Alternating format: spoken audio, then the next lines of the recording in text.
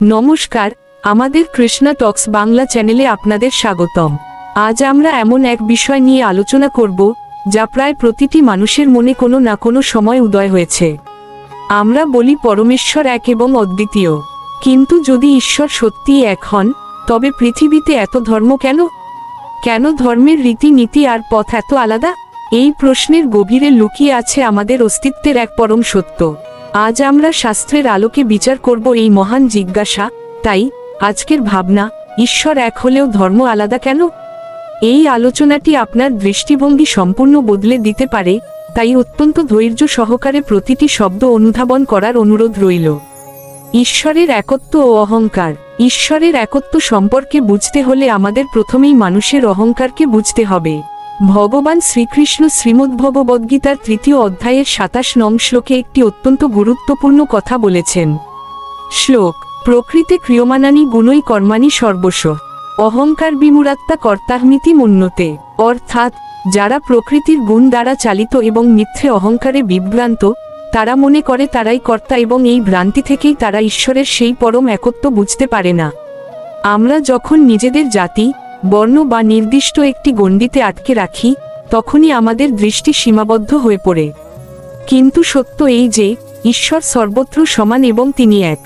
যেমন সূর্যের আলো পৃথিবীর সব প্রান্তেই সমানভাবে পৌঁছায়, কিন্তু আমরা যদি রঙিন চশমা পরি, তবে আলোকেও রঙিন মনে হয়। আমাদের মন যেদিকে তাকায়, ঈশ্বর সেখানে উপস্থিত। জলকে আপনি যে পাত্রেই রাখুন না কেন, তার স্বরূপ যেমন বদলায় না, ঠিক তেমনি বিভিন্ন নামে ডাকলেও ঈশ্বরের প্রকৃত স্বরূপ সমস্ত ধর্মে একই থাকে।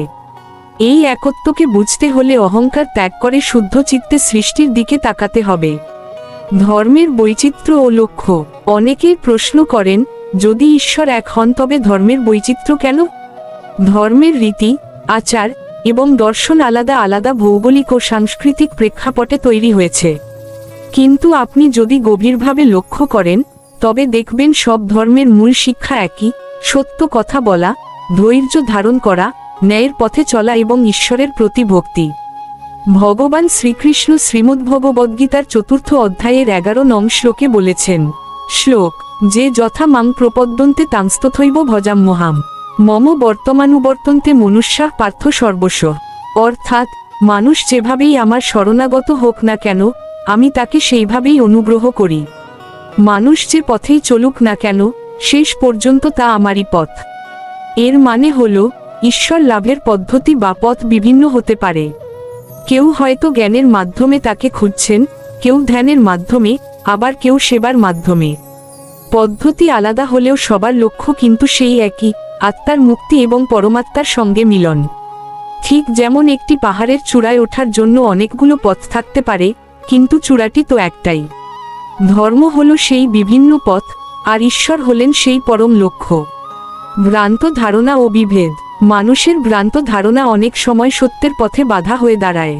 ধর্ম ভিন্ন হওয়ার কারণে মানুষ প্রায়শই বিভ্রান্ত হয় এবং ঈশ্বরকে নিজেদের সুবিধামতো ভাগ করে নেয়। তারা মনে করে আমার ঈশ্বর তোমার ঈশ্বরের চেয়ে আলাদা। ভগবান শ্রীকৃষ্ণ শ্রীমদ্ভগবদ্গীতার 7ম অধ্যায়ের 24 নং শ্লোকে এই বিষয়ে সতর্ক করে বলেছেন। শ্লোক: অব্যক্তং ব্যক্তিমাপন্নং মন্যন্তে মাম্বুদ্ধয় পরং ভাবং জানন্ত মমাব্যয়মনুত্তমম।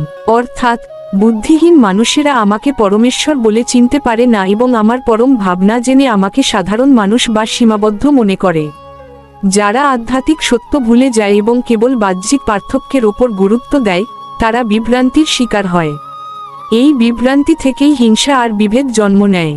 মানুষ যখন ভুলে যায় যে সব ধর্মই আসলে একই পরমেশ্বরের কাছে পৌঁছানোর ভিন্ন ভিন্ন ভাষা, তখনই আধ্যাত্মিক পতন শুরু হয়। প্রকৃত জ্ঞানী তিনি, যিনি এই বাহ্যিক বৈচিত্র্যের ভেতরে লুকানো সেই অভিন্ন সত্যকে দেখতে পান। বিশ্বাস বনাম প্রথার পার্থক্য। আমাদের বুঝতে হবে বিশ্বাস বনাম প্রথার পার্থক্য। ধর্মের আচার পদ্ধতি বা প্রথা দেশ এবং কালভেদে ভিন্ন হতে পারে, কিন্তু ঈশ্বরের প্রতি সত্যিকার ভক্তি হল মূল কথা। ভগবান শ্রীকৃষ্ণ শ্রীমদ্ভগবদ্গীতায় 18তম অধ্যায়ের 66 নং শ্লোকে এক চরম অভয় বাণী দিয়েছেন। শ্লোক: সর্বধর্মান পরিত্যজ্য মামেকং শরণং বর্জ অহং তাং সর্বপাপেভ্যো মোক্ষয়িষ্যামি মা শুচ। অর্থাৎ সমস্ত বাহ্যিক লৌকিক ধর্ম বা প্রথা ত্যাগ করে কেবল আমার শরণাগত হও, আমি তোমাকে সমস্ত পাপ ও বাধা থেকে মুক্ত করব। এই শ্লোকটি আমাদের শেখায় যে ভক্তিই হলো সব সাধনার প্রাণ। আচার বা নিয়মকানুন কেবল বাহ্যিক কাঠামো মাত্র, যা আমাদের মনকে একাগ্র করতে সাহায্য করে। ভক্তিহীন প্রথা প্রাণহীন দেহের মতো। তাই ধর্ম আলাদা হলেও যদি ভক্তি এক হয়, তবে ঈশ্বর অবশ্যই সেই প্রার্থনা গ্রহণ করেন। ঐক্য এবং ভ্রাতৃত্ব সমদর্শিতা।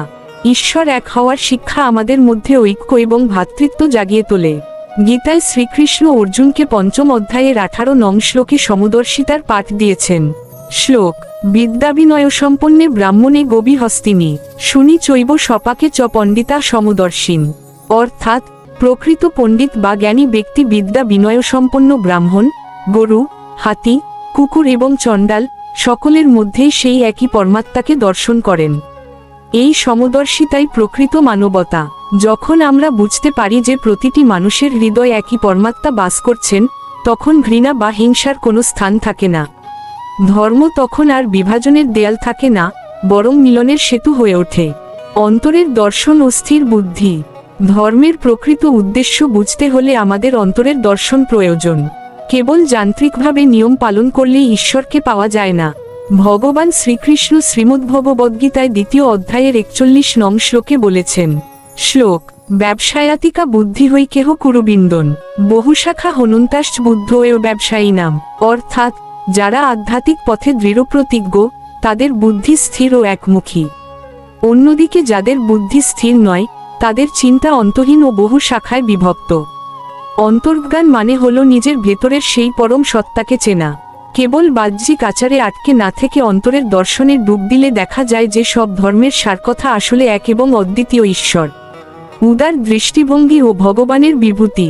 ঈশ্বরকে কেবল একটি নির্দিষ্ট ধর্মে সীমাবদ্ধ না রেখে সমস্ত সৃষ্টির মধ্যে তাকে দেখা উচিত। শ্রীমদ্ভাগবতম এর ১১তম স্কন্ধের ২য় অধ্যায়ের ৪৫ নং শ্লোকে বলা হয়েছে। শ্লোক: সর্বভূতেষু যঃ প্রসাদ ভগবদ্ভাবমাত্মন ভূতানি ভগবত্তাত্মন্যেষ ভাগবতোত্তম। অর্থাৎ যিনি সমস্ত জীবের মধ্যে ভগবানের উপস্থিতি দেখেন এবং সমস্ত জীবকে ভগবানের মধ্যে অবস্থান করতে দেখেন, তিনিই শ্রেষ্ঠ ভাগবত বা উদার মনের মানুষ। এই দৃষ্টিভঙ্গি আমাদের মানসিক উদারতা ও আধ্যাত্মিক প্রজ্ঞা বিকাশ করে। ঈশ্বর অসীম, আর সেই অসীমকে পাওয়ার পথও অসীম হতে পারে। বিভাজন কাটিয়ে ওঠা ও কর্মযোগ। ধর্মের নামে বিভাজন মানুষের আধ্যাত্মিক পথকে বাধাগ্রস্ত করে। সবশেষে আসে বাস্তব জীবনের প্রয়োগ। গীতায় ভগবান শ্রীকৃষ্ণ তার বিখ্যাত সেই শ্লোকটি ২য় অধ্যায়ের ৪৭ নং শ্লোকে বলেছেন। শ্লোক: কর্মণ্যেবাধিকারস্তে মা ফলেষু কদাচন মা কর্মফল হেতুর্ভূর্মা তে সঙ্গস্ত কর্মণি। অর্থাৎ কর্মেই তোমার অধিকার, ফলের আশা কখনো করো না। এই মহান বাণী যদি আমরা বাস্তব জীবনে প্রয়োগ করি, তবে জীবন পূর্ণতা ও আনন্দে পরিপূর্ণ হয়ে ওঠে। আপনি যে ধর্মেরই হন না কেন, আপনি যদি সত্যের পথে চলেন এবং নিঃস্বার্থভাবে আর্তের সেবা করেন, তবেই আপনি প্রকৃত ধার্মিক। ঈশ্বর এক, আর সেই এক ঈশ্বরের সেবা করার শ্রেষ্ঠ পথ হল তার সৃষ্টিকে ভালোবাসা। এই পরম সত্য প্রচার করাই আমাদের কৃষ্ণা টক্স বাংলা চ্যানেলের একমাত্র লক্ষ্য। আজকের এই বিশেষ আধ্যাত্মিক আলোচনা যদি আপনার মনে নতুন কোনো আলোকপাত করে থাকে, তবে একটি লাইক দিন এবং অনুগ্রহ করে সাবস্ক্রাইব করুন। যদি এরকম ধর্মীয় কোন বিষয়ে আপনার আলোচনা শোনার আগ্রহ থাকে, বা আমাদের সনাতন ধর্ম সম্পর্কে কোন জিজ্ঞাসা থাকে, তাহলে দয়া করে কমেন্ট করে জানাতে পারেন। আমরা আপনার জিজ্ঞাসাটিকে শাস্ত্রসম্মতভাবে আলোচনা করার চেষ্টা করব। আর যদি কোন জিজ্ঞাসাও না থাকে, তাহলে অন্তত কমেন্টসে লিখুন হরে কৃষ্ণ কিংবা রাধে রাধে। আপনার একটি কমেন্টস আমাকে নতুন ভিডিও বানাতে অনেক বেশি অনুপ্রাণিত করবে। আর তখনই আমাদের এই ক্ষুদ্র প্রচেষ্টা সার্থক হবে। প্রতিদিন রাত ৮টায় এই ধরনের পূর্ণাঙ্গ আধ্যাত্মিক আলোচনা শুনতে আমাদের সঙ্গে থাকুন। এই চ্যানেলের আলোচনাগুলি বিনয়ের সঙ্গে আপনাদের সামনে উপস্থাপন করা হয় শ্রী মিলন দেবনাথের তত্ত্বাবধানে। সবকিছুই ভগবান শ্রীকৃষ্ণের কৃপায়। হরে কৃষ্ণ। নমস্কার, কৃষ্ণা টক্স বাংলা চ্যানেলে আপনাদের স্বাগতম। আজ আমরা এক অত্যন্ত মৌলিক প্রশ্ন নিয়ে আলোচনা করব, যে প্রশ্ন আমাদের জীবনের প্রতিটি পদক্ষেপকে চালিত করে। আজকের ভাবনা: এখানে কি খুঁজছেন আপনি? এই শিরোনাম শুধু একটি জিজ্ঞাসা নয়, এটি আমাদের মানব জীবনের উদ্দেশ্য এবং আকাঙ্ক্ষার গভীরতম বিশ্লেষণ। জন্ম থেকে মৃত্যু পর্যন্ত আমরা কি চাই, স্থায়ী সুখ, নিরাপত্তা, নাকি অন্য কিছু? এই অনুসন্ধানকে সার্থক করতে আমরা 7টি গুরুত্বপূর্ণ ধাপে আলোচনা করব। 1. জাগতিক সুখ ও অস্থির অনুসন্ধান। জীবনের শুরুতেই আমাদের অনুসন্ধান শুরু হয় সুখের জন্য।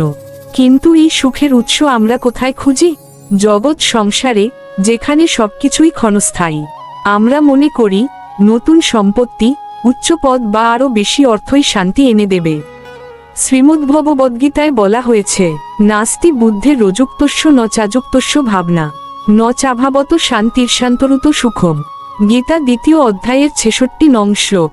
অর্থাৎ, যাহার বুদ্ধি অসংযত, তাহার আত্মজ্ঞান হয় না এবং সেই কারণে তাহার শান্তি লাভ হয় না। শান্তি ব্যতীত সুখ কোথায়? এই শ্লোক আমাদের শেখায় যে, যদি আমাদের মন ও বুদ্ধি ভগবানের প্রতি স্থির না হয়, তবে আমরা যত বাহ্যিক সুখই অর্জন করি না কেন, তা অস্থির এবং অস্থায়ী। জাগতিক অনুসন্ধান কেবল আরও বেশি অস্থিরতাই এনে দেয়। 2. মায়ার আবরণে ঢাকা সত্য। আমরা যা খুঁজছি তা আমাদের চোখের সামনেই আছে, কিন্তু আমরা মায়ার ভ্রান্তির আবরণে ঢাকা পড়ে ভুল পথে অনুসন্ধান করি। অর্থ, খ্যাতি, ক্ষমতা, এগুলি ক্ষণিকের ছায়া মাত্র। আমরা এই দেহকে আমি ভেবে দেহের চাহিদা মেটাতে জীবন অতিবাহিত করে দিই। শ্রীমদ্ভাগবতমে বলা হয়েছে, নুনম প্রমত্ত কুরুতে বিকর্ম যোদ ইন্দ্রিয়প্রীত আপৃণতি। ভাগবতম 5 অধ্যায় 5 স্কন্ধ এর 5 নং শ্লোক। অর্থাৎ, মানব জীবন লাভ করেও যে ব্যক্তি কেবল ইন্দ্রিয় সুখের জন্য উন্মত্ত হয়ে কর্ম করে, সে অবশ্যই পাপ কর্মে লিপ্ত হয়। ইন্দ্রিয়ের সুখ অর্থাৎ জাগতিক বস্তুতে আমরা সুখ খুঁজতে থাকি, যা আমাদের কেবল কর্মের বন্ধনেই বেঁধে ফেলে। আসল সত্য হল, আমরা আনন্দময় আত্মা, আনন্দ বাইরে থেকে আসে না। 3. মনের স্থিরতা। সঠিক জিনিসটি খুঁজে পাওয়ার প্রথম ধাপ হল মনকে স্থির করা। আমরা সারাক্ষণ বিক্ষিপ্ত চিন্তা ও চঞ্চল মনের শিকার। মন স্থির না হলে আমরা কখনোই বুঝতে পারব না যে আমাদের আসল অনুসন্ধানটি কোথায়। গীতা এই প্রসঙ্গে মনকে ধীরে ধীরে স্থির করার পরামর্শ দেয়। শনৈ শনৈ রূপার্মেদ বুদ্ধা ধৃতি গৃহীতযা আত্মসংস্থং মন কৃতা ন কিঞ্চিৎপি চিন্তেত। গীতা 6ষ্ঠ অধ্যায়ের 25 নং শ্লোক। অর্থাৎ, ধৈর্যশীল বুদ্ধি দ্বারা ধীরে ধীরে সে উপশান্ত হবে। আত্মায় মনকে স্থির করিয়া আর কিছু চিন্তা করিবে না। আমরা কি খুঁজছি তা মনকে স্থির না করে বোঝা অসম্ভব। এই স্থিরতাই আমাদের অন্তরের দিকে চালিত করে। 4. আকাঙ্ক্ষা কেন অসম্পূর্ণ? মানুষের প্রতিটি আকাঙ্ক্ষা অসম্পূর্ণ থাকার কারণ হল, আমরা নিজেদেরকে ভুলভাবে সংজ্ঞায়িত করি। আমরা মনে করি, আমি কর্তা, তাই আমার ইচ্ছামতো ফল পেতেই হবে। কিন্তু এই জগতে সবকিছুই প্রকৃতির গুণের দ্বারা পরিচালিত। ভগবান শ্রীকৃষ্ণ বলেন, অহংকার বিমূঢ়াত্মা কর্তাহং ইতি মন্যতে।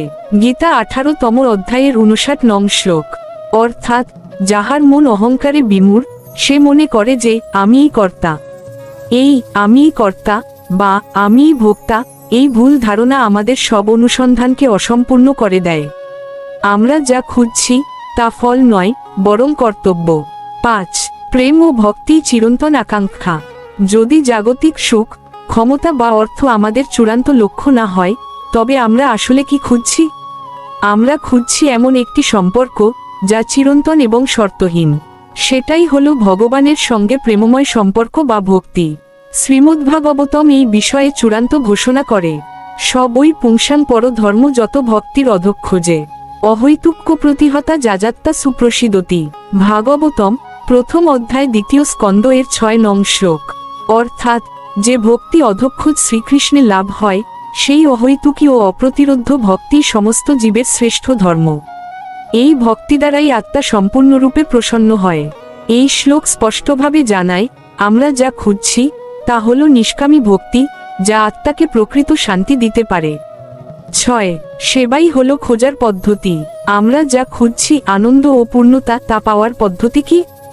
সেটি হল সেবার মনোভাব। কর্মফল বা ফলের প্রতি আসক্তি ত্যাগ করে ভগবানের সেবার উদ্দেশ্যে কর্ম করা। ভগবান শ্রীকৃষ্ণ উপদেশ দেন, যত করসি যোদ অশ্নাসি যত জুহসি দোদাসি যত যত তপস্যসি কৌন্তেয় তত কুরুষ মদর্পণম। গীতা 9ম অধ্যায়ের 27 নং শ্লোক। অর্থাৎ, হে কৌন্তেয়, তুমি যাহা কিছু করো, যাহা কিছু ভোজন করো, যাহা কিছু হোম করো, যাহা কিছু দান করো এবং যে তপস্যাই করো না কেন সেই সমস্তই আমাতে অর্পণ করো। আমরা যা কিছু করছি তা যদি ভগবানের সেবায় পরিণত হয় তবে আমাদের অনুসন্ধান সফল হয়। 7 আনন্দময় উত্তর, আপনি কৃষ্ণকেই খুঁজছেন। অতএব এখানে কি খুঁজছেন আপনি? এই প্রশ্নের চূড়ান্ত উত্তর হল, আপনি আসলে আপনার আদি উৎস পরম আনন্দ শ্রীকৃষ্ণকে খুঁজছেন। জাগতিক প্রচেষ্টাগুলি সেই চূড়ান্ত লক্ষ্যেরই বিকৃত প্রতিফলন মাত্র। গীতা এবং ভাগবতের বাণী আমাদের শেখায়, স্থায়ী সুখ লাভ হয় তখনই যখন আমরা জাগতিক অনুসন্ধান ত্যাগ করে ভক্তির পথে আত্ম অনুসন্ধান শুরু করি। এই মূল্যবান আধ্যাত্মিক আলোচনা অব্যাহত রাখতে কৃষ্ণা টক্স বাংলা চ্যানেলে প্রতিদিন রাত 8টায় পূর্ণাঙ্গ আধ্যাত্মিক আলোচনা শোনা যায়। এছাড়া দিনের বিভিন্ন সময়ে লং ও শর্ট ভিডিও প্রকাশিত হয়। ভিডিওটি ভালো লাগলে দয়া করে লাইক, কমেন্ট এবং সাবস্ক্রাইব করতে ভুলবেন না। চ্যানেলের পরিচালনা ও এই আলোচনা আপনাদের জন্য নিবেদন করলেন শ্রী মিলন দেবনাথ। হরে কৃষ্ণ। নমস্কার, কৃষ্ণা টক্স বাংলা চ্যানেলে আপনাদের স্বাগতম। আজ আমরা এক অত্যন্ত মৌলিক প্রশ্ন নিয়ে আলোচনা করব, যে প্রশ্ন আমাদের জীবনের প্রতিটি পদক্ষেপকে চালিত করে। আজকের ভাবনা, এখানে কি খুঁজছেন আপনি? এই শিরোনাম শুধু একটি জিজ্ঞাসা নয়, এটি আমাদের মানব জীবনের উদ্দেশ্য এবং আকাঙ্ক্ষার গভীরতম বিশ্লেষণ। জন্ম থেকে মৃত্যু পর্যন্ত আমরা কি চাই? স্থায়ী সুখ, নিরাপত্তা, নাকি অন্য কিছু? এই অনুসন্ধানকে সার্থক করতে আমরা 7টি গুরুত্বপূর্ণ ধাপে আলোচনা করব। 1 জাগতিক সুখ ও অস্থির অনুসন্ধান। জীবনের শুরুতেই আমাদের অনুসন্ধান শুরু হয় সুখের জন্য। কিন্তু এই সুখের উৎস আমরা কোথায় খুঁজি? জগৎ সংসারে, যেখানে সবকিছুই ক্ষণস্থায়ী। আমরা মনে করি নতুন সম্পত্তি, উচ্চ পদ বা আরও বেশি অর্থই শান্তি এনে দেবে। শ্রীমদ্ভগবদ্গীতায় বলা হয়েছে, নাস্তি বুদ্ধের রযুক্তস্য ন চাযুক্তস্য ভাবনা, ন চাভাবত শান্তির্শান্তরুত সুখম। গীতা 2য় অধ্যায়ের 66 নং শ্লোক। অর্থাৎ, যাহার বুদ্ধি অসংযত তাহার আত্মজ্ঞান হয় না এবং সেই কারণে তাহার শান্তি লাভ হয় না। শান্তি ব্যতীত সুখ কোথায়? এই শ্লোক আমাদের শেখায় যে, যদি আমাদের মন ও বুদ্ধি ভগবানের প্রতি স্থির না হয় তবে আমরা যত বাহ্যিক সুখই অর্জন করি না কেন তা অস্থির এবং অস্থায়ী। জাগতিক অনুসন্ধান কেবল আরও বেশি অস্থিরতাই এনে দেয়। 2 মায়ার আবরণে ঢাকা সত্য।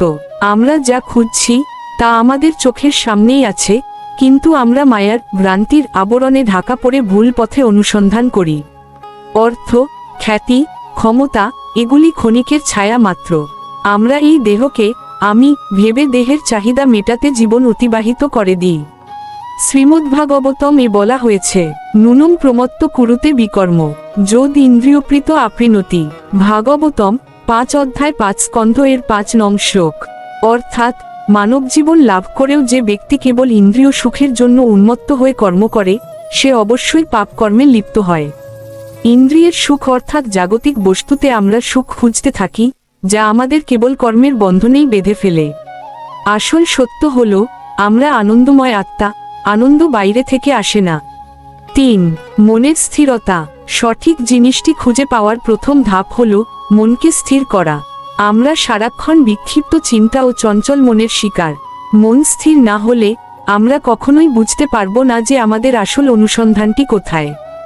গীতা এই প্রসঙ্গে মনকে ধীরে ধীরে স্থির করার পরামর্শ দেয়। শনৈ শনৈ রূপার্মেদ বুদ্ধা ধৃতি গৃহীত যা আত্মসংস্থং মন কৃতা ন কিঞ্চিৎপি চিন্তেত। গীতা 6ষ্ঠ অধ্যায়ের 25 নং শ্লোক।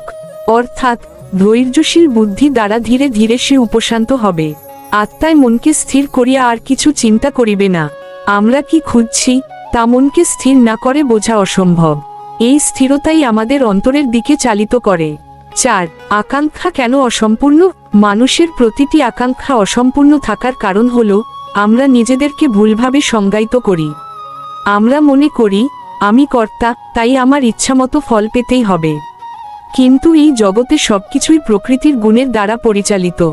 ভগবান শ্রীকৃষ্ণ বলেন, অহংকার বিমূঢ়াত্মা কর্তাহং ইতি মন্যতে। গীতা 18তম অধ্যায়ের 59 নং শ্লোক। অর্থাৎ, যাহার মন অহংকারে বিমূঢ় সে মনে করে যে আমিই কর্তা। এই আমিই কর্তা বা আমিই ভোক্তা, এই ভুল ধারণা আমাদের সব অনুসন্ধানকে অসম্পূর্ণ করে দেয়। আমরা যা খুঁজছি তা ফল নয়, বরং কর্তব্য। 5. প্রেম ও ভক্তি চিরন্তন আকাঙ্ক্ষা। যদি জাগতিক সুখ, ক্ষমতা বা অর্থ আমাদের চূড়ান্ত লক্ষ্য না হয়, তবে আমরা আসলে কি খুঁজছি? আমরা খুঁজছি এমন একটি সম্পর্ক যা চিরন্তন এবং শর্তহীন। সেটাই হলো ভগবানের সঙ্গে প্রেমময় সম্পর্ক বা ভক্তি। শ্রীমদ্ভাগবতম এই বিষয়ে চূড়ান্ত ঘোষণা করে, সবই পুংসাং পর ধর্ম যত ভক্তির অধক্ষোজে অহৈতুক্য প্রতিহতা যাজাত্তা সুপ্রসিদতি। ভাগবতম 1ম অধ্যায় 2য় স্কন্দ এর 6 নং শ্লোক। অর্থাৎ, যে ভক্তি অধক্ষজ শ্রীকৃষ্ণে লাভ হয়, সেই অহৈতুকী ও অপ্রতিরোধ্য ভক্তি সমস্ত জীবের শ্রেষ্ঠ ধর্ম। এই ভক্তি দ্বারাই আত্মা সম্পূর্ণরূপে প্রসন্ন হয়। এই শ্লোক স্পষ্টভাবে জানায়, আমরা যা খুঁজছি তা হল নিষ্কামী ভক্তি, যা আত্মাকে প্রকৃত শান্তি দিতে পারে। 6. সেবাই হলো খোঁজার পদ্ধতি। আমরা যা খুঁজছি আনন্দ ও পূর্ণতা, তা পাওয়ার পদ্ধতি কি? সেটি হলো সেবার মনোভাব। কর্মফল বা ফলের প্রতি আসক্তি ত্যাগ করে ভগবানের সেবার উদ্দেশ্যে কর্ম করা। ভগবান শ্রীকৃষ্ণ উপদেশ দেন, যৎ করসি যদ অশ্নাসি যৎ জুহসি দোদাসি যৎ যৎ তপস্যসি কৌন্তেয় তত কুরুষ মদর্পণম। গীতা 9ম অধ্যায়ের 27 নং শ্লোক। অর্থাৎ, হে কৌন্তেয়, তুমি যাহা কিছু করো, যাহা কিছু ভোজন করো, যাহা কিছু হোম করো, যাহা কিছু দান করো এবং যে তপস্যাই করো না কেন, সেই সমস্তই আমাতে অর্পণ করো। আমরা যা কিছু করছি তা যদি ভগবানের সেবায় পরিণত হয়, তবে আমাদের অনুসন্ধান সফল হয়। 7. আনন্দময় উত্তর, আপনি কৃষ্ণকেই খুঁজছেন। অতএব, এখানে কি খুঁজছেন আপনি? এই প্রশ্নের চূড়ান্ত উত্তর হল, আপনি আসলে আপনার আদি উৎস, পরম আনন্দ, শ্রীকৃষ্ণকে খুঁজছেন। জাগতিক প্রচেষ্টাগুলি সেই চূড়ান্ত লক্ষ্যেরই বিকৃত প্রতিফলন মাত্র। গীতা এবং ভাগবতের বাণী আমাদের শেখায়, স্থায়ী সুখ লাভ হয় তখনই যখন আমরা জাগতিক অনুসন্ধান ত্যাগ করে ভক্তির পথে আত্ম অনুসন্ধান শুরু করি। এই মূল্যবান আধ্যাত্মিক আলোচনা অব্যাহত রাখতে কৃষ্ণা টক্স বাংলা চ্যানেলে প্রতিদিন রাত 8টায় পূর্ণাঙ্গ আধ্যাত্মিক আলোচনা শোনা যায়। এছাড়া দিনের বিভিন্ন সময়ে লং ও শর্ট ভিডিও প্রকাশিত হয়। ভিডিওটি ভালো লাগলে দয়া করে লাইক, কমেন্ট এবং সাবস্ক্রাইব করতে ভুলবেন না। চ্যানেলের পরিচালনা ও এই আলোচনা আপনাদের জন্য নিবেদন করলেন শ্রী মিলন দেবনাথ। হরে কৃষ্ণ। নমস্কার, কৃষ্ণা টক্স বাংলা চ্যানেলে আপনাদের স্বাগতম। আজ আমরা মানব অস্তিত্বের এক গভীরতম রহস্য নিয়ে আলোচনা করব। আমাদের মনে যে প্রশ্ন বারবার আসে, তার উত্তর আমরা শাস্ত্রের আলোকে খুঁজব। তাই আজকের ভাবনা, এই মহাজাগতিক জগতে আমি একা। এই অনুভূতিটি কেন আসে? আমরা কি সত্যি এই বিশাল ব্রহ্মাণ্ডে একা? এই প্রশ্নের উত্তর খুঁজতে আমরা ছোট ছোট 10টি গুরুত্বপূর্ণ ধাপে এই আলোচনাকে এগিয়ে নিয়ে যাব, যাতে আপনি ধীরে ধীরে এবং সহজে এর গভীর দর্শন বুঝতে পারেন। 1. কেন আসে এই একাকিত্বের অনুভূতি? আমাদের একাকিত্বের অনুভূতি আসে মূলত জাগতিক সম্পর্কের ভঙ্গুরতা থেকে।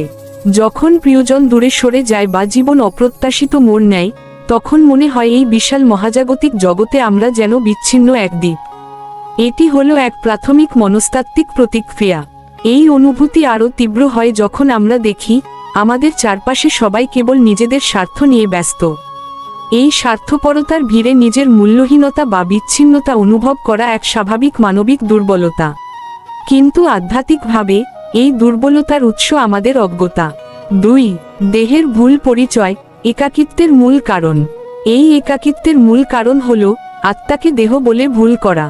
আমরা যখন মনে করি যে আমি এই শরীর, তখন এই শরীর যে মুহূর্তে অন্যান্য শরীর থেকে বিচ্ছিন্ন হয়, তখনই একাকিত্ব জন্ম নেয়। উদাহরণস্বরূপ, আমরা যখন কোনো দল থেকে বা চাকরি থেকে অবসর নিই, তখন নিজেদের মূল্যহীন মনে করি, কারণ আমরা নিজেদের পদ বা শরীর হিসেবে চিন্তা করি। শ্রীমদ্ভগবদ্গীতায় এই মৌলিক সত্যটি বলা হয়েছে। শ্লোক: ন জায়তে ম্রিয়তে বা কদাচিন নায়ং ভূতা ভবিতা বা ন ভূয়। গীতা 2:20। অর্থাৎ, আত্মার জন্মও নাই, মৃত্যুও নাই। আত্মা কখনো জন্ম নেয়নি, জন্ম নেবেও না। আমরা যেহেতু অমর আত্মা, তাই আমাদের পরিচয় কোনো ক্ষণস্থায়ী সম্পর্কের ওপর নির্ভর করতে পারে না। আমাদের প্রকৃত স্বরূপ জেনে এই ভুল পরিচয় থেকে বেরিয়ে আসতে হবে। 3. মায়ার প্রভাব, ভ্রমের আবরণ। আমরা এই মহাজাগতিক জগতে নিজেদের একা মনে করি, কারণ এক মহাশক্তি আমাদের চেতনার ওপর ভ্রমের আবরণ তৈরি করে রেখেছে, তা হলো মায়া। এই মাই আমাদের পরম সঙ্গী পরমাত্মা থেকে আলাদা অনুভব করাই। এই মাই আমাদের ভুলভাবে শেখায় যে আনন্দ কেবল ইন্দ্রিয় সুখে বা বৈষয়িক বস্তুতে আছে। ফলে আমরা আসল আনন্দের উৎস অর্থাৎ ভগবান থেকে দূরে সরে যাই। শ্রীমদ্ভগবদ্গীতায় এই মায়াকে দুস্তর বলা হয়েছে। শ্লোক: দৈবী হেষা গুণময়ী মম মায়া দূরত্বয়া। গীতা 7:14। অর্থাৎ এই ত্রিগুণময়ী আমার দৈবী মায়া দুস্তর। এই মাই আমাদেরকে বিশ্বাস করায় যে আমরা একা, যদিও আমরা নই। কিন্তু মায়াকে জয় করা সম্ভব ভগবানের শরণাগতির মাধ্যমে। 4. পরমাত্মা আপনার চিরন্তন সাক্ষী। আপনি এই মহাজাগতিক জগতে কখনোই একা নন, কারণ আপনার হৃদয়ের অভ্যন্তরে পরমাত্মা রূপে স্বয়ং ভগবান সবসময় অবস্থান করেন। তিনি আপনার প্রতিটি চিন্তাভাবনা, প্রতিটি কাজ এবং অনুভূতির নীরব সাক্ষী ও সঙ্গী। তিনি কোনো দূরবর্তী সত্তা নন, বরং আপনার সবচেয়ে নিকটতম বন্ধু। গীতা এই পরমাত্মাকে আপনার সঙ্গী হিসেবে চিহ্নিত করে। শ্লোক: উপদ্রষ্টানুমন্তা চ ভর্তা ভোক্তা মহেশ্বর। পরমাত্মেতি চাপুক্ত দেহেস্মিন পুরুষপর। গীতা 13:23। অর্থাৎ তিনিই উপদ্রষ্টা, সাক্ষী, অনুমন্তা, ভর্তা, ভোক্তা এবং পরমাত্মা। এই দেহে তিনিই পরম পুরুষ। যখনই আপনি একাকী অনুভব করছেন, তখনই মনে রাখবেন আপনার সবচেয়ে নিকটতম সঙ্গী আপনার হৃদয়ে বিরাজমান। চোখ বন্ধ করে শুধু তার উপস্থিতি অনুভব করুন। 5. পিতার সঙ্গে শাশ্বত সম্পর্ক, আধ্যাত্মিক পরিবার। আপনি কেবল একজন বিচ্ছিন্ন আত্মা নন, আপনি এক বিশাল আধ্যাত্মিক পরিবারের সদস্য, যার আদি উৎস স্বয়ং শ্রীকৃষ্ণ। তিনি আমাদের সকলের আদি পিতা। এই সম্পর্কটি এমন যা দেশ, কাল বা পরিস্থিতি দ্বারা কখনো বিচ্ছিন্ন হতে পারে না। এই জ্ঞানের অভাবই একাকিত্বের জন্ম দেয়। শ্রীমদ্ভগবদ্গীতায় শ্রীকৃষ্ণ বলেন। শ্লোক: অহং বীজপ্রদঃ পিতা। গীতা 14:4। অর্থাৎ আমি বীজপ্রদ পিতা। যেহেতু আপনার পিতা এই মহাজাগতিক জগতের স্রষ্টা এবং রক্ষক, তাই এই জগতে আপনার একাকী থাকার কোনো প্রশ্নই ওঠে না। এই শাশ্বত সম্পর্ককে মনে রাখলে জাগতিক সম্পর্কের ক্ষণস্থায়িত্ব আর আপনাকে কষ্ট দেবে না। 6. ভক্তদের সঙ্গে সঙ্গ, একাকিত্বের প্রতিষেধক। এই মহাজাগতিক জগতে একাকিত্ব কাটিয়ে ওঠার ব্যবহারিক উপায় হল ভগবানের ভক্তদের সঙ্গে যুক্ত থাকা বা সঙ্গ করা। যখন একই লক্ষ্যে এগিয়ে যাওয়া মানুষজন একসঙ্গে থাকে, তখন পারস্পরিক শক্তি ও আনন্দ বৃদ্ধি পায়। ভক্তসঙ্গ এক বিশাল আধ্যাত্মিক পরিবার তৈরি করে, যেখানে কোনো বিচার বা স্বার্থের স্থান নেই। শ্রীমদ্ভাগবতম এই ভক্তসঙ্গের গুরুত্ব তুলে ধরে। শাস্ত্র বলে, এক মুহূর্তের জন্য শুদ্ধ ভক্তসঙ্গ জীবনের সমস্ত মানসিক ক্লেশ দূরীভূত করতে পারে। এই ভক্তিমূলক জীবনধারা ব্যক্তিকে একাকিত্ব থেকে মুক্ত করে, কারণ তারা জানে যে তাদের দুঃখ সুখ ভাগ করে নেওয়ার জন্য একটি আধ্যাত্মিক পরিবার সর্বদা প্রস্তুত। 7. সেবার মাধ্যমে সংযুক্ত হওয়া, কর্মে ঐক্যের অনুভব। নিজের ক্ষুদ্র স্বার্থ নিয়ে ব্যস্ত থাকলে একাকিত্ব বাড়ে, কিন্তু যখন আপনি নিঃস্বার্থভাবে অন্যের সেবায় নিজেকে নিয়োজিত করেন এবং সেই সেবাকে ভগবানের উদ্দেশ্যে অর্পণ করেন, তখন আপনি এই মহাজাগতিক জগতের এক বৃহত্তর প্রবাহের সঙ্গে যুক্ত হন। এই সেবামূলক মনোভাব আপনাকে আত্মকেন্দ্রিকতা থেকে মুক্তি দেয়। ভগবান শ্রীকৃষ্ণ কর্ম অর্পণের উপদেশ দেন।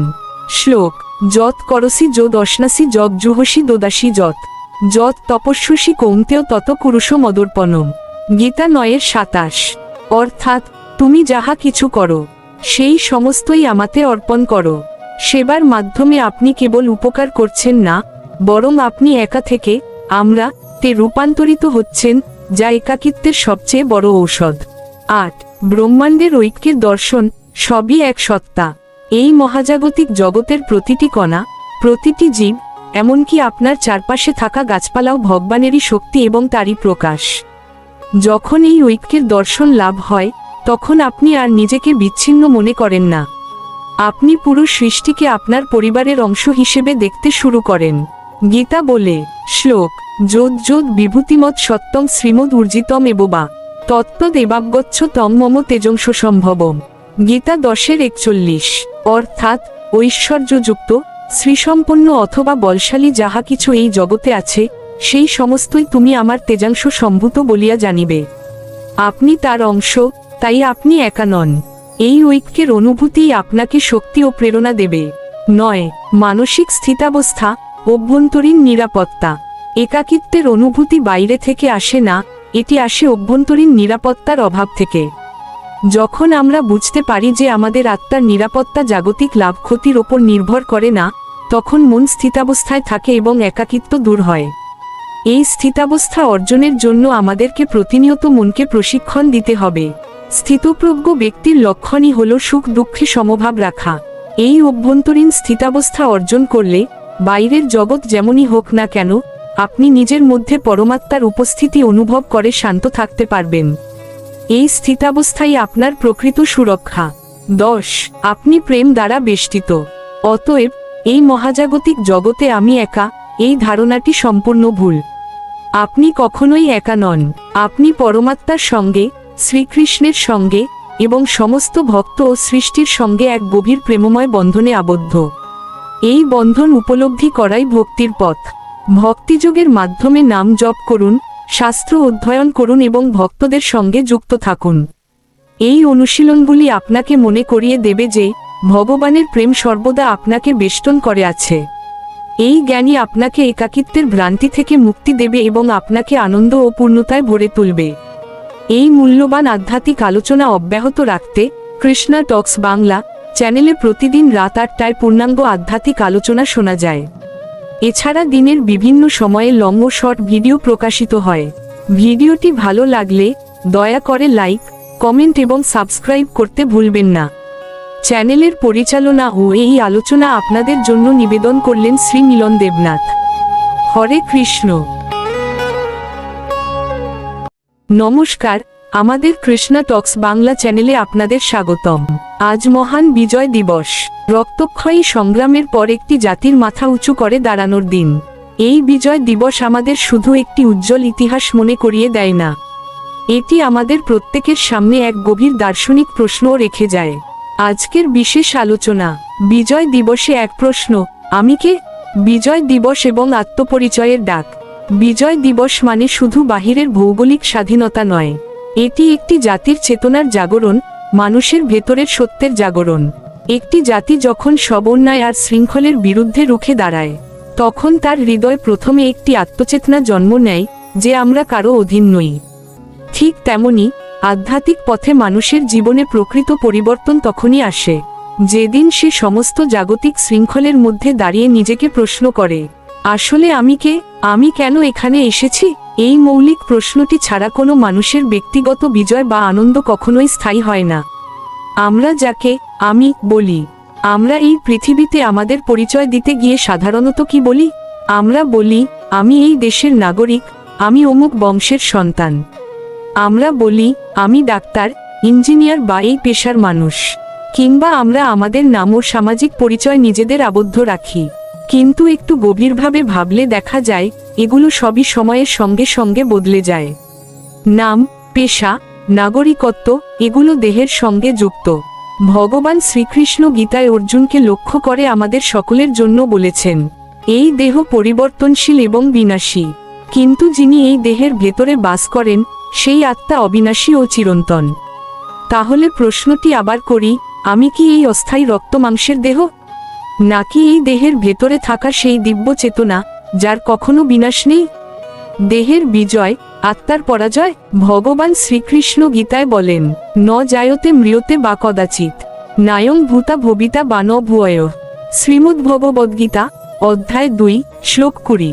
শ্লোকের ব্যাখ্যা, ভগবান শ্রীকৃষ্ণ এখানে স্পষ্ট করে বলেন, আত্মা কখনো জন্মায় না, আবার কখনো মৃত্যুবরণও করে না। এই আত্মা সৃষ্টি হয়নি, আবার একদিন শেষও হবে না। দেহের জন্ম আছে, দেহের মৃত্যু আছে, কিন্তু দেহের ভেতরে যে আমি, সেই আত্মা চিরন্তন, অবিনাশী এবং নিত্য। আমরা যে নিজেকে দেহ বলে ভাবি, এই ভুল ধারণাই আমাদের জীবনের সবচেয়ে বড় পরাজয়। আর যেদিন মানুষ উপলব্ধি করে, আমি এই দেহ নই, আমি ভগবান শ্রীকৃষ্ণের নিত্য অংশ, এক আত্মা, সেদিন থেকেই তার ভেতরের সত্যিকারের বিজয় শুরু হয়। এই কারণেই বাহিরের স্বাধীনতার চেয়েও আত্মপরিচয়ের স্বাধীনতা অনেক বড়। একটি দেশ মানচিত্রে স্বাধীন হতে পারে, বাহ্যিক শত্রু বিদায় নিতে পারে, কিন্তু একজন মানুষ কি তার নিজের ভেতর থেকে সত্যিই মুক্ত হতে পারে? আমরা আজ হাজারো সূক্ষ্ম বন্ধনে আবদ্ধ, আমরা অকারণে লোভে বাধা, আমরা অজানা এক ভয়ে বাধা, আমরা মিথ্যা অহংকারে আর আমিত্বের মোহে আষ্টেপৃষ্ঠে বাধা। বাহিরে বিজয়ের পতাকা উড়লেও ভেতরে যদি কাম, ক্রোধ আর মোহের শাসন চলে, তবে সেই বিজয় আমাদের জন্য অসম্পূর্ণ থেকে যায়। এই কারণেই গীতা কেবল কুরুক্ষেত্রের বাহিরের যুদ্ধের কথা বলে না, গীতা আমাদের শেখায় অন্তরের সেই যুদ্ধের কথা, যেখানে জয়লাভ করা সবচেয়ে কঠিন। মায়া জেনেও ভুলে যাওয়া।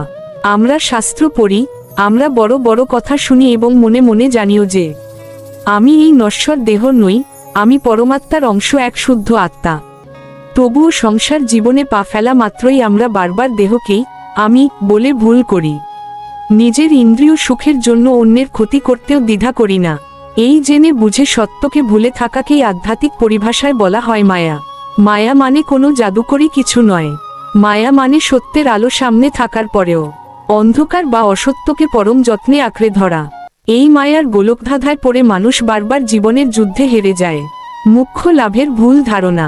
জাগতিক বিজয়ের নেশায় আমরা সবসময় বড় বড় লাভের অঙ্ক খুঁজি। আমরা ভাবি প্রচুর অর্থই বোধ হয় জীবনের মুখ্য লাভ। আমরা ভাবি ক্ষমতা বা সামাজিক স্বীকৃতি পাওয়াই পরম সাফল্য। কিন্তু মহাকালের বিচারে এগুলো সবই ক্ষণস্থায়ী কুয়াশার মতো। আজ যা আপনার পরম প্রাপ্তি, কাল তা অন্য কারোর হতে পারে। আজ যে জয় আপনাকে আনন্দ দিচ্ছে, কাল তা গভীর শোকের কারণ হতে পারে। ভগবান শ্রীকৃষ্ণ তাই গীতায় সতর্ক করেছেন, ফলের আশা করো না, কর্ম করো। লাভ লোকসানকে মুখ্য করো না, বরং তোমার চেতনার উন্নতি এবং আত্মিক বিকাশকে মুখ্য লক্ষ্য করো। ত্যাগ ছাড়া বিজয় নেই। বিজয় দিবস আমাদের বীর শহীদদের রক্তের কথা মনে করিয়ে দেয়। এটি আমাদের শেখায় মহান ত্যাগ ছাড়া পৃথিবীতে কোনো স্বাধীনতা আসেনি। ঠিক একই সূত্র আধ্যাত্মিক জীবনের জন্যও সত্য। নিজের ভেতরের আকাশচুম্বী অহংকারের ত্যাগ ছাড়া আত্মজ্ঞানের আলো হৃদয় প্রবেশ করতে পারে না। সাময়িক ইন্দ্রিয় ভোগের তৃষ্ণা ত্যাগ করা ছাড়া হৃদয় পরম শান্তি প্রতিষ্ঠা করা সম্ভব নয়। মনে রাখবেন, ত্যাগ মানে সবকিছু ছেড়ে বনের পথে চলে যাওয়া নয়। ত্যাগ মানে অন্তরের ভুল ধারণাগুলোকে ঝেড়ে ফেলে দেওয়া। ভেতরের শত্রু, ভেতরের যুদ্ধ। আজকের দিনে আমাদের সবচেয়ে বড় শত্রু আমাদের ভেতরেই লুকিয়ে আছে। কামনা, ক্রোধ, লোভ, মোহ, মদ ও মাৎসর্য। এই 6টি প্রবৃত্তিই মানুষের চেতনার প্রকৃত শত্রু। বাহিরের শত্রুকে অস্ত্রের মাধ্যমে জয় করা যায়, কিন্তু ভেতরের এই শত্রুকে জয় করতে প্রয়োজন আত্মিক জ্ঞান আর ভক্তি। এই যুদ্ধ অত্যন্ত নীরব, এখানে কোনো চিৎকারের শব্দ নেই, কিন্তু এই যুদ্ধের জয়ই মানুষকে অমরত্ব দান করে। হার মানেই পরাজয় নয়। আমাদের জীবনে অনেক সময় পরাজয় আসে, বড় বড় ক্ষতি আসে, অনেক দিনের সাজানো পরিকল্পনা ধূলিসাৎ হয়ে যায়, অনেক আদরের স্বপ্নগুলো মাঝপথে থমকে যায়। আমরা ভেঙে পড়ি এবং ভাবি জীবনের যুদ্ধে আমি হয়তো হেরে গেছি। কিন্তু গীতার দিব্য দৃষ্টিতে জীবনের কোনো অভিজ্ঞতাই বৃথা নয়। প্রতিটি হার বা প্রতিটি ক্ষতি যদি আপনার অহংকারকে চূর্ণ করে, চেতনাকে শুদ্ধ করে, তবে জানবেন সেই হারের আড়ালেই লুকিয়ে ছিল আপনার প্রকৃত বিজয়। যে মানুষ পরিস্থিতির চাপ থেকে শিক্ষা গ্রহণ করতে শেখে, সংসারের কোনো প্রতিকূলতাই তাকে পরাজিত করতে পারে না। আত্মপরিচয়ই প্রকৃত স্বাধীনতা। যেদিন মানুষ তার অন্তরের অন্তঃস্থলে উপলব্ধি করে যে আমি এই বিনাশী দেহ নই, বরং আমি পরমাত্মা ভগবান শ্রীকৃষ্ণের এক নিত্য অংশ, ঠিক সেদিন থেকেই তার ভেতর থেকে জাগতিক ভয় কমতে শুরু করে। এক অদ্ভুত শক্তি তাকে চারপাশ থেকে ঘিরে ধরে, তার সব হতাশা মুছে যায়। প্রতিটি মুহূর্ত তার কাছে অর্থপূর্ণ এবং আনন্দময় হয়ে ওঠে। এই দিব্য উপলব্ধিই হল মানুষের জীবনের প্রকৃত বিজয় এবং চরম স্বাধীনতা। বিজয় দিবসে এই এক প্রশ্ন। আজ 16ই ডিসেম্বর। আজ আমাদের আনন্দের দিন, গর্বের দিন। আজ বাহিরের সেই মহান বিজয়কে গভীর শ্রদ্ধাভরে স্মরণ করার সঙ্গে সঙ্গে আমাদের প্রত্যেকের উচিত নিজ অন্তরের বিজয়ের পথে অন্তত এক পা এগিয়ে যাওয়া। আজ উৎসবে মেতে ওঠার আগে যদি আমরা নিভৃতে বসে শুধু একবার নিজেকে একটি বার জিজ্ঞেস করি, আসলে আমি কে? এই একটি মাত্র সৎ জিজ্ঞাসা আমাদের জীবনের মোড় ঘুরিয়ে দিতে পারে, আমাদের নিয়ে যেতে পারে মরণশীল জগৎ থেকে অমৃতের সন্ধানে। যে মানুষ এই প্রশ্নের সঠিক উত্তর নিজের ভেতরে খুঁজে পায়, সংসারের বিচারে সে বাহিরে জিতুক বা হারুক, অন্তরের বিচারে সে এই মহাবিশ্বের সবচেয়ে বড় বিজয়ী। এটাই আজকের আলোচনার সার কথা। এটাই কৃষ্ণা টক্স বাংলার একমাত্র লক্ষ্য। আলোচনাটি আপনার জীবনে সামান্য আলোকপাত করলে আমাদের পরিশ্রম সার্থক হবে। চ্যানেলটি ভালো লাগলে লাইক দিন এবং কমেন্ট বক্সে আপনার মূল্যবান মতামত জানান। আমাদের সঙ্গে যুক্ত থাকতে এখনই সাবস্ক্রাইব করুন। প্রতিদিন রাত 8টায় এই ধরনের পূর্ণাঙ্গ আধ্যাত্মিক আলোচনা শুনতে ভুলবেন না। এছাড়া দিনের বিভিন্ন সময়ে আমাদের চ্যানেলে ছোট ও বড় আরও অনেক ভিডিও প্রকাশিত হয়। সকলের জীবন কৃষ্ণমগ্ন হোক, মঙ্গলময় হোক। এই চ্যানেলের আলোচনাগুলি বিনয়ের সঙ্গে আপনাদের সামনে উপস্থাপন করা হয় শ্রী মিলন দেবনাথের তত্ত্বাবধানে। সবকিছুই ভগবান শ্রীকৃষ্ণের কৃপায়। হরে কৃষ্ণ।